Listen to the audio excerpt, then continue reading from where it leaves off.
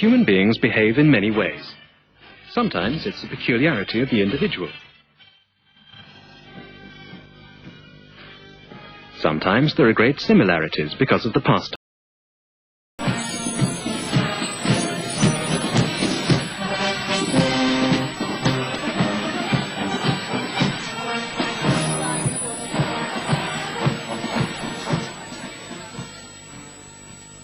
At work, individual behavior patterns have to be modified to ensure that the work is done correctly, although in most occupations individuality can be allowed. When working in clean rooms, it's necessary to follow very precise procedures, even to the extent of controlling individual trays. Human beings are one of the main contaminators in clean rooms. This is due to the physiological attributes of the body, and the movement which disperses particles from the body into the environment. There are two means by which people generally cause contamination. The first is by dispersion, where particulate matter, which is itself damaging, but equally is the carrier of viable organisms such as bacteria, is allowed free into the air. The other method is by cross-contamination, where matter is transferred by touch from one material surface to another. This means, of course, by the human hand. This program is a visual dictionary of the well-researched and proven rules of correct and incorrect behavior in cleanrooms.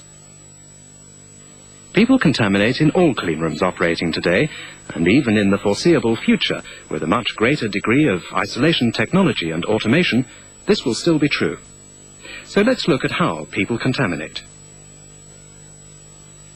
We filmed various activities, some acceptable and some totally unacceptable in cleanrooms, and we measured the particles that these activities generated.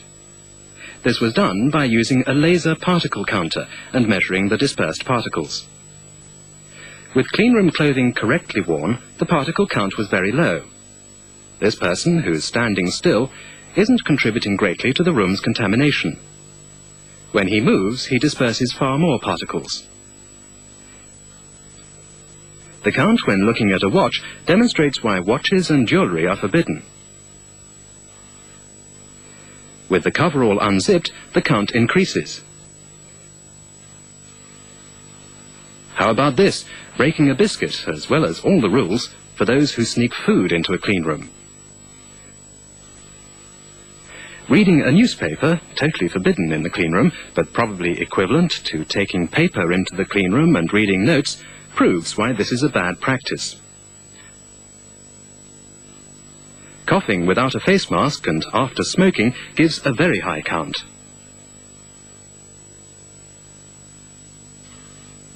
And worse, measuring the particles given off by the wrong type of wiping materials shows how much care should be taken not only with the use of these materials, but with the selection and purchase of the correct cleaning equipment.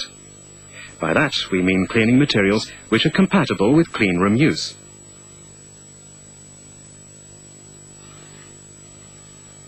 It's the human microenvironment which causes skin flakes shed by the body to be dispersed by the effect of heat and pressure radiating them into the atmosphere. In a cleanroom, the body increases the divergence of downward vertical laminar airflow and may be considered to form a symmetrical bell shape, which is intended to control the effects of the inverted bell-shaped air current created by the human microenvironment.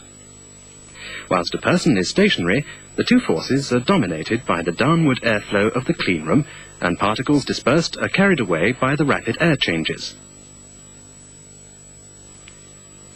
A person standing still with arms at the side will give a different dispersion characteristic to someone with arms outstretched.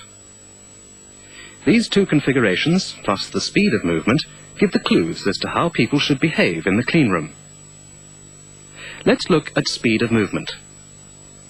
To make this film, we used smoke generators emitting white smoke through both a single source outlet and a manifold, creating multiple downward flows to give clearly defined visualization of the dispersion mechanism. All filming was done in a vertical laminar flow cleanroom with perforated floor, and special lighting was arranged to highlight the visualizations.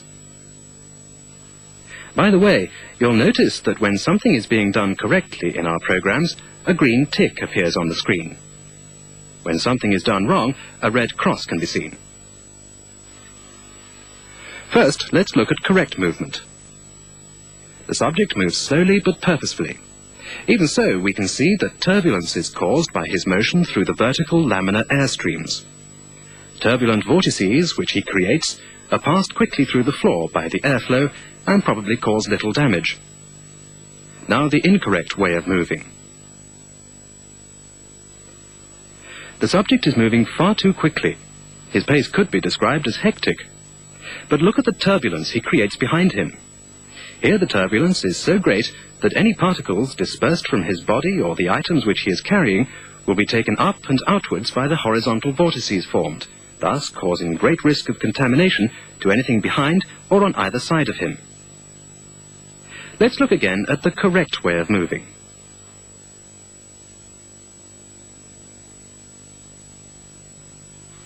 Look at what happens with the arms. The way we move and hold materials have an important impact in the clean room.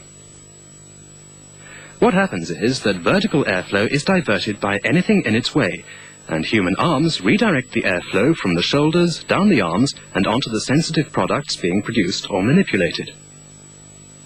The importance of correct body positioning is highlighted by this sequence, which, with control of movement, can make the difference between product yield and rejects. For example, bending the elbows like this, rather than movements like this, will eliminate the problem. The relationship between the body, the speed of movement, and the work area are all critical. For example, it's wrong to move rapidly to a work area and to stop suddenly and to turn to sit down. This will create a vortex of particle-carrying air which will contaminate. It's correct to move slowly to the workstation, then to sit without hands touching the chair, and to position oneself carefully. Taking this to the next stage, it's wrong to approach a person working at a clean bench and to talk to them across the workpiece.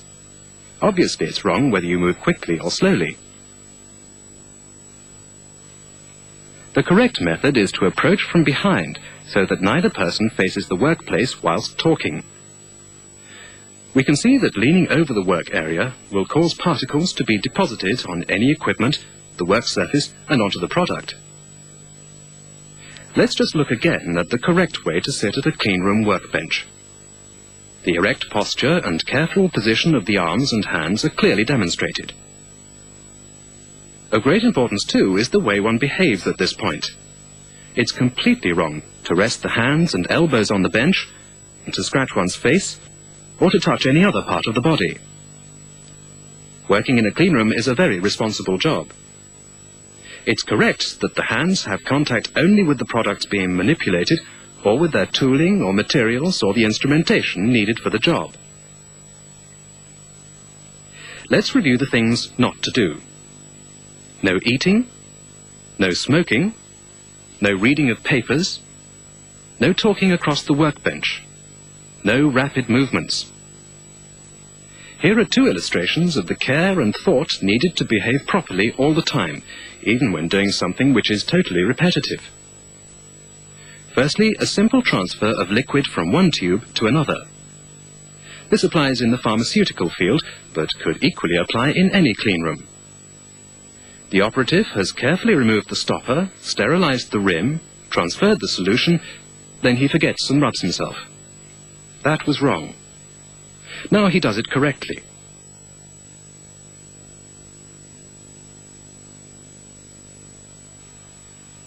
Another example.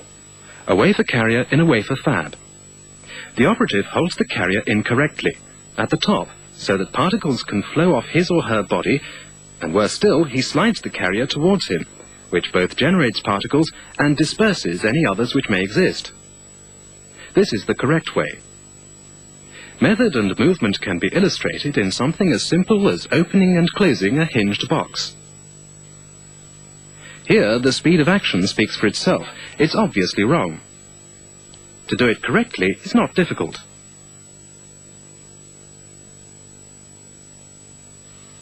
There's a right and wrong way to carry materials in a cleanroom. Apart from the pace, it's also a question of how to hold what you are carrying. Here we can see it done correctly, with the hands at the bottom of the carrier and the carrier held high. Holding it in the wrong way and too low will cause bad contamination. All of us need to cough, and if you're in the cleanroom and need to cough or sneeze, you must look away from the workplace. Of course, you shouldn't be at work if you have a cold or influenza or any other illness. Coughing and sneezing can cause an alarming increase in contamination because not only are particles being generated, but they're mixed with liquid droplets in aerosol as well. Masks other than full containment helmets will only divert your emissions. They will not stop them. Correct behavior in the cleanroom must be practiced by everyone who enters or works there. Cleanrooms contain machinery, instrumentation and tooling, and these need maintenance and repair. The behavior of maintenance staff is as critical as for production staff, particularly if adjustments are being made. As an example, our smoke generator started misbehaving, and this sequence demonstrates that if a hand tool is dropped, it should be placed in the container for removal, not reused. The finished job should be cleaned to cleanroom standards. Here, localized cleaning is being done by the operative. He's doing it completely wrong. Notice the scrubbing action.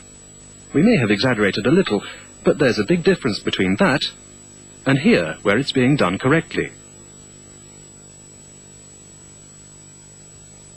The correct way of putting on and wearing cleanroom clothing is absolutely critical.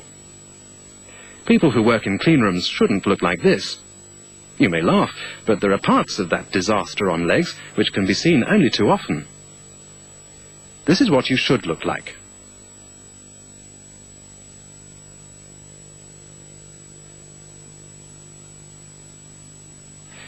To summarize, when working in a cleanroom, behavior and movement are critical.